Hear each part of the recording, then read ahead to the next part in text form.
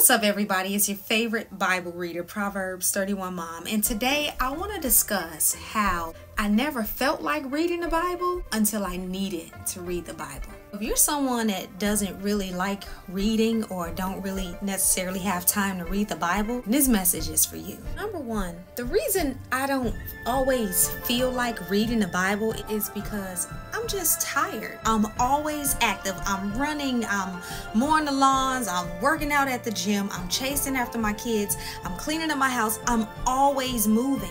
And anytime I sit to my body, that means sleep. I'm also low-key jealous of people who enjoy curling up in a hammock and opening a nice book. I'm jealous of that. I wish I could do that. You know, even my husband, he'll finish whole books and I'm like, how? Like, how is that even possible? Now, there's a difference between me and him. Since I'm always active and on a run, I don't even have time for that. So when I go, I go. I can't spend 20 minutes or so relaxing in that comfortable seat and enjoying a nice book. It's just, I'm not wired that way.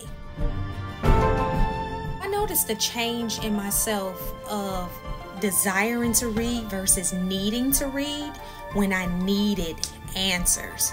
Now, I believe in God, and I believe that He did make the beginning from the end, like He said He did. And therefore, when I have questions about the future, I go to Him because I know He knows my beginning and my end. I just found it interesting that one of God's main ways of answering my questions is through His Word. So it's not that He forced me to read the Bible.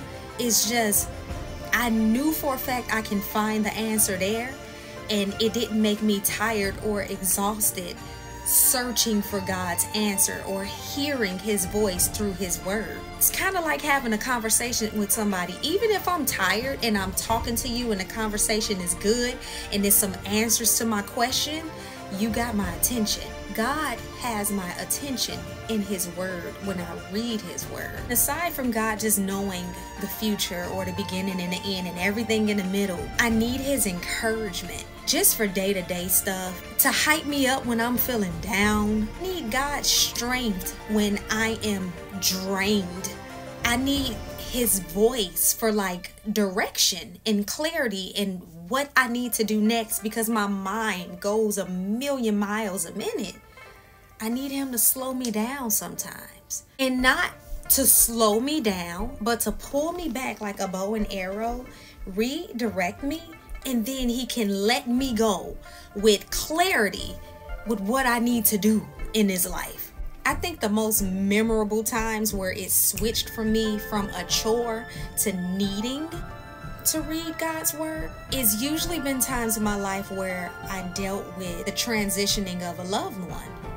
And the world and culture taught me to grieve in one way, but it felt unnatural for me. So since I couldn't gravitate to the world's version of grief because it was just too sad for me, man, I got so deep in my Word and how God feels about when a loved one returns to Him.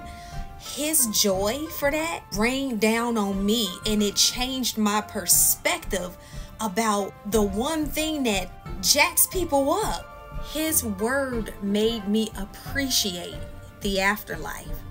And there's no way I could have gotten that type of reassurance and faith and hope and feel-goodness. Oh, that's a new word, feel-goodness. if I didn't get it by reading my Bible.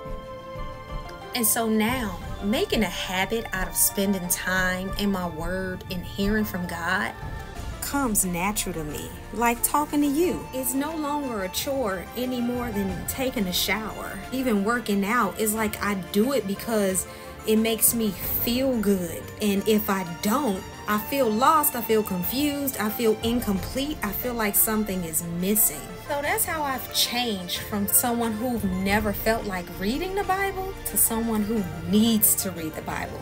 And I'm praying that God does the same for you if you're inspired and encouraged by this message. Even if you're not, I pray that He do that for you anyway. Thanks for joining me. If you like what you heard, then give it a thumbs up. Subscribe to keep it alive. Now that's what's up. Thanks for watching.